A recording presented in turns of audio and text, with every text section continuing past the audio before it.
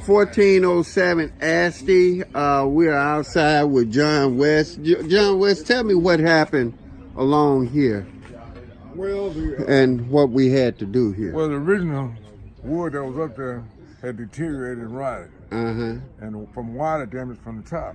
Uh-huh. And we had to replace it all the way from here, all the way down. Oh, okay. Rebuild the beam all together. Okay. And then re-brick the top, which we still got the plan, but we had to re-brick that and raise it back up. Right. And once we caulk it and paint it, you got a finish product. Okay. Okay. Yeah, we getting ready to paint this outside here and replace the front facing and paint it, and then we're gonna and then we should be through with the exterior with this one.